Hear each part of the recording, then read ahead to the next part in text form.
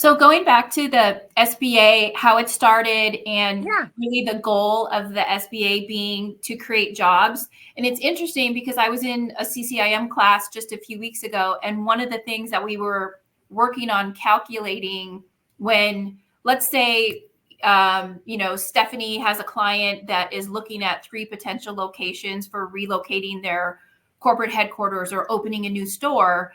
And in the CCIM class, we were looking at one of the determining factors for looking at locations is how many jobs it creates. And part of that is based on the labor pool in a specific area. So Right. maybe we're looking at a 5-mile radius or a 10-mile radius. Right. And it was interesting to learn about calculating new jobs based on base jobs and non-base jobs. And so does the Right. SBA get into that sort of calculation, or is it just because every job created can create more jobs beyond that? There's like a ripple effect. Absolutely. Does the SBA look specifically at the number of people that a small business is going to employ, or do they look at that larger calculation that we were looking at in the CCIM program of how it would impact the community as a whole? Well, essentially, there's a couple of things because because we've gone through some interesting economic times with the Great Recession. That's a good way to put it. Right. I know, right? It was very interesting. I know. And you know what they say about that word interesting.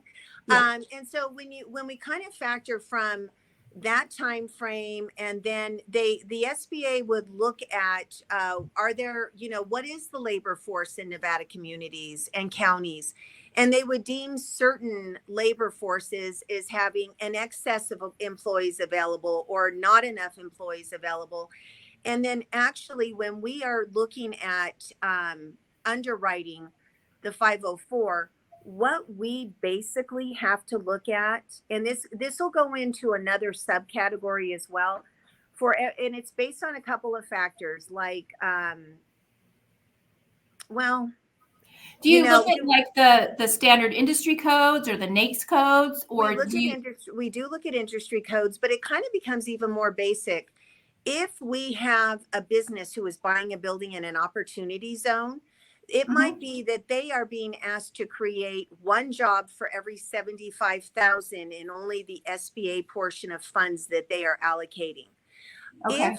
If they are not in an opportunity zone, and again, these are moving targets that can change on a regular basis, depend on where the SBA domiciles its focus. And if they're not in an opportunity zone, then they might say, well, for every 65,000 that you're accessing of that 5 million in SBA funds, you have to create 1 job. So the underwriter, while putting together their credit memo for presentation to the SBA, will say, how many jobs do you complete or do you plan to bring into existence in the next 2 years? Because on our application, when we send it out, that's one of the primary aspects. How many jobs will you create? And again, that takes us into a whole other realm of eligibility with the SBA because it's a government guaranteed loan program.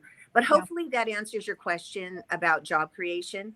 It does. I just found that to be so fascinating that as a commercial real estate broker and CCIM candidate, that we can actually do these, advanced calculations from the user perspective about labor pool, jobs created, and how that impacts the economy and also the neighboring businesses. Because if you have a business, you want to be by businesses that are going to bring you more customers. Exactly. And again, that goes back to that whole the whole community, right? You're there within the whole community. And how does the community grow together based on everybody's individual focus? Yes. So I think that's a great point. Absolutely. Yeah. Me too.